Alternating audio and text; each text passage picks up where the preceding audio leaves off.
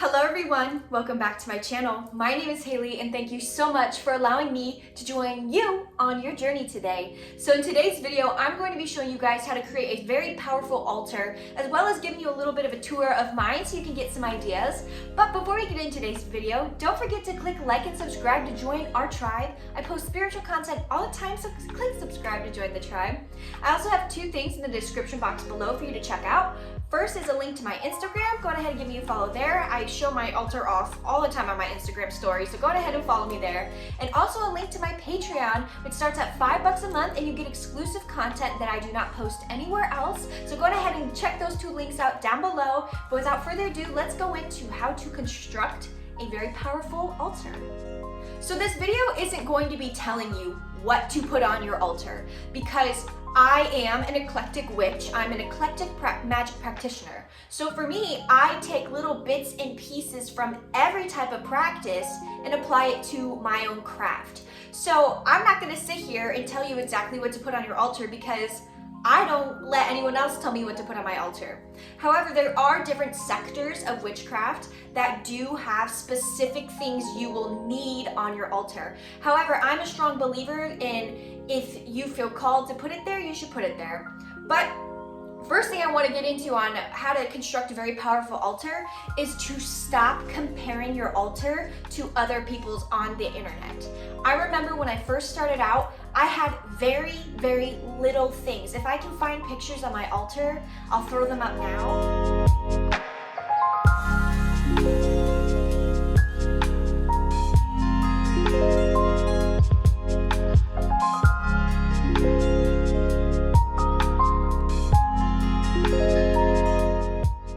But I remember I had very little things. My altar wasn't these grandiose, so fucking beautiful altars that you see on the internet and on Instagram and all these things. I've found myself comparing my altar to them. So if you are just starting out with your altar, do not compare yours to others, because you are building. A lot of the things on my own altar is a collection over the 7-8 years that I have been practicing, okay?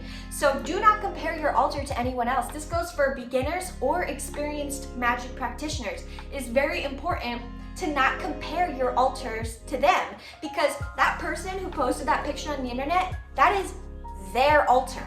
That's not yours, that's theirs. They made it personal to them. They made it personal to their aesthetic, their practice. You should do the same with yours. So that's why I highly, highly, highly suggest you stop comparing your altar to these fabulous, gorgeous ones you see on the internet, because I promise you they've had many years to build that up and really develop their aesthetic of their altar. The next thing that will help your altar be more powerful is a point I touched on a little bit earlier in the video, which is put items on there that really resonate with you. So, for example, you'll see it in my little altar tour at the end of this video. I have a little, it's from a company called Tokidoki. It's a little like collector's item thing. And I remember I got this one little spiky cat that's a fortune. I'm looking at it right now. And it's a toy. But because I feel like it's powerful and resonates with my craft and my practice, it sits on my altar. Even though it's not a crystal, it's not a magical item, it's not a beautiful leaf I found. No, it's literally a toy. And that's why I'm saying don't compare your altars to other people, because I don't really see a lot of other witches or spiritual beings with toys on their altar, but I do. So it's very important for you to pick items that resonate with you and with your craft and your practice. You know, so if you see this beautiful altar done by a green witch, but you're more so eclectic and you like to try different flavors of different practices, then having a green witch solely altar is not going to really resonate with you. So that's why I find it important to add little bits and pieces of things that you actually like and you actually enjoy. You know, if you see a toy and it resonates and you're like, I should put that on my altar, then you should do so. If you see a crystal and you're like, that crystal's dope, I want it on my altar, get it. If you see a statue or a leaf or a flower, whatever it is, put it on your altar. If it resonates, it's going to amplify that energy, because remember, an altar is a workspace, or it is an energy point for your room or wherever you place it. So going along with placement, it's important that you put meaning behind where you place your altar and what items you put on your altar, okay? So what do I mean by that? For me, light, sunlight is crucial. It is so important for my practice for very personal reasons. So for me, I like to put my altar right in front of my window, especially after I moved. I have this beautiful window. I put my altar right in front of it because the light is what I like. Now, I do know that some of my crystals will fade, the color will fade from the light, but it doesn't change anything for me. For me, having my altar in front of the window is important. Placing everything on my altar is placed with purpose. It is placed with meaning. Every rock, every cauldron, every incense, every plant, it is placed with intention. And that's, that's one of the most important things about your path, about anything, is your intention behind your actions.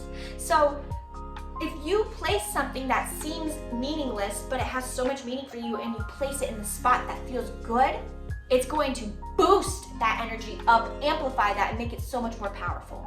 So I do want to expand on a point I mentioned earlier, which is like how your altar should be kind of eclectic. So for example, there are Wiccans who practice witchcraft, and Wiccans have very specific things on their altars. You can do a quick Google search, Wiccan altar. They have the god, the goddess, the 4 elements, and a couple other things I can't remember off the top of my head.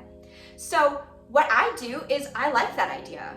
I'm not Wiccan, but I like that idea. So I don't use gods and goddesses, but I like to incorporate the 4 elements in my my altar because it makes sense for me. I resonate with Mother Nature. I resonate with the seasons and with everything like that, the elements, so I place it on there. I really find it important for me that I take bits and pieces that resonate because that adds to the power of my altar. If you are an eclectic magic practitioner, don't feel pressured to have a Wiccan altar or a pagan altar or any specific kind of altar. You're not doing anything wrong if you take little bits and pieces from practices and incorporate it onto your own altar. So this next thing I'm going to mention is probably one of the most important things that will boost the energy of your altar, and that is to fucking clean it.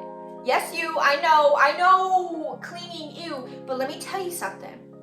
I used to never clean my altar. When I first started, I let it get dusty, blah, blah, blah, and the energy was okay. It was good energy. My magic is powerful. It was still strong, but I started to clean my altar once a week. I cleaned my whole room, and I would clean my altar and rearrange or keep things the same, but I would clean it, take everything off, clean it, dust it, everything like that.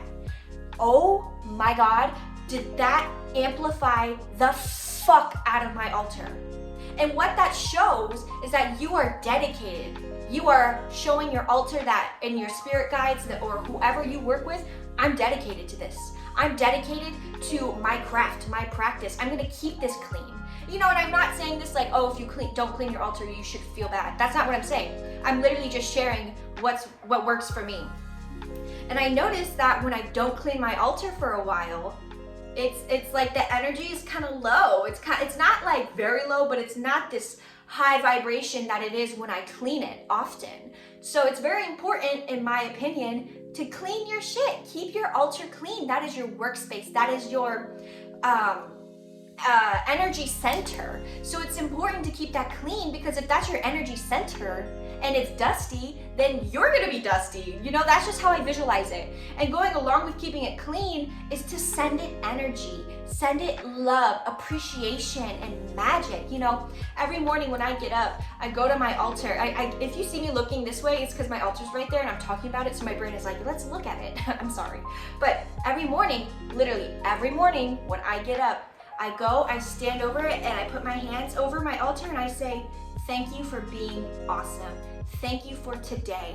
And I just send it energy, because it's always sending energy out.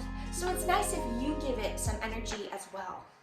And this next thing, this is the last point before we get into the altar tour, but this is completely optional. This is just something I did and it really seems to work.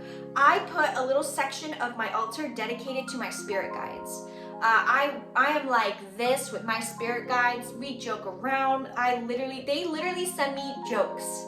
I'm gonna have to explain it one day in a video, but ever since I've had this dedicated sector of my altar for my spirit guides, it's really boosted the energy because your spirit guides already are going to be pulling energy from your altar. But when you say this specific spot, these specific items are for you, it's filled with gratitude. They're grateful. You're showing gratitude. So that just, gratitude is the best attitude, so energy explodes. But literally, this is just completely optional. Don't feel like you have to do this. This is, and I looked at the time, it's 11:11. Yeah, they really want to stress like it's optional. You don't have to have a spirit guide section of your altar. Remember, you can pick and choose what you want to incorporate. But now let's get into the fun part, the altar tour. All right, so here is a wide view of my altar.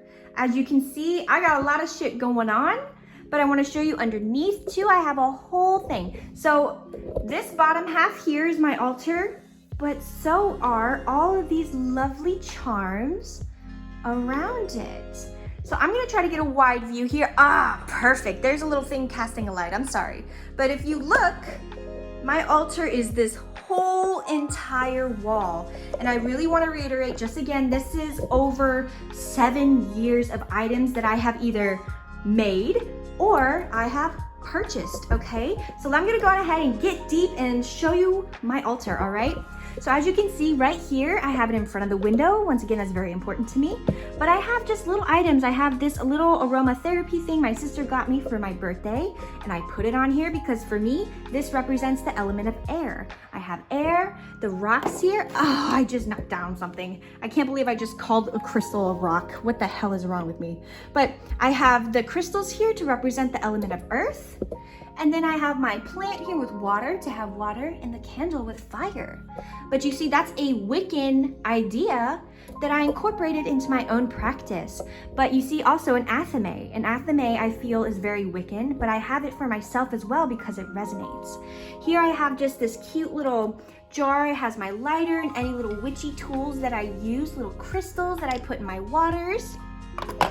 And this I actually got from the Witch's Moon subscription box. If you're going to get a spiritual subscription box, that is the box. It's 55, I think, bucks a month, but you literally get like $200 worth of items in there. It's totally worth it. But yeah, I just want to show you guys my altar. So here is where the main magic happens, which is right here, my crystal grid. So every single crystal placed here is placed with purpose. There is absolutely huge meaning behind why I have everything placed here. You see, I have 2 energy points here. I recently switched up my altar. This used to be in the middle, and this actually used to be over there. But I felt like putting a bunch of selenite to get that, you know, magic spirit going. But yeah, I'm just gonna give you a close view. These owls here, I actually got from Epcot, Japan. Hi, Editing Hayley here. I just want to say I didn't go to Japan and get those. I got it from the Japan country in the United States Epcot. Just want to clarify that. I haven't been to Japan yet. When I was in middle school. So you see, that's what I'm saying. Like, anything that resonates with you, you should just put on your altar. Stop comparing your altars to others because everyone is different. So this section right here, this whole section right here is for my spirit guides. This statue of this beautiful angel, she represents me and my spirit guides. I mainly see her as a spirit guide though, and like this is me in my life in this little globe. But here's my little offering dish. I have anything they asked for, I put in there. I have a branch, a wishbone from the turkey from Thanksgiving. I have coins, whatever they asked me to pick up, I pick it up and put it in there. And I don't know, I just love this. Oh, and there's that little Tokidoki thing I was talking about. You see, that's a toy. That's a toy. But for me, it means something. So I put it on my altar, and I put it by my spirit guides because they highly encouraged me to put it on my altar, you see? So everything, just have it be personal and special for you, okay? So these little bells here, everything, like it all means something for me in my practice. I keep my Book of Shadows in my journal here. I keep this bell. There's these sleigh bells to call upon my spirit guides or to tune up my energy. This is actually a spell I did, my chakra spell. video coming soon about that. And I don't know if I'm gonna post it here or on my Patreon. I think I might post it on my Patreon, so go check it out there soon. There's my cauldron with all my bundles of herbs that I do. And yeah, it's just everything personal to me. Things that really resonate with me and my craft are on this altar. It's special and it means something. But yeah, that's my altar. And I'm gonna say this, if you're going to show off your altar on the internet, make sure you have charms and protections on it to where no one can cast that oh and that negative energy on your altar. Make sure you do that. My altar is filled with charms and protections, so when I show off my altar, no one's energy can penetrate this space, girl. We on lockdown here. But yeah, that's my altar, and I really love it. And please remember, that was a collection of items over 7 to 8 years. If I could find those images, I'm gonna show them, of course, earlier in the video, but that's what my altar used to look like if I could find those images. So it's really important to not compare yourself, okay? Well, everyone, that concludes my video for today. Let me know in the description box down below what things you place on your altar, if you feel comfortable sharing, to kind of give me some inspo. And me showing my altar was just to give you some inspiration or ideas for your own, and to show you how unique it can be to you. So once again, I hope you enjoyed today's video. Don't forget to click like and subscribe to join our tribe, and check out the links in the description box below. And I will catch you in the next one. Take care.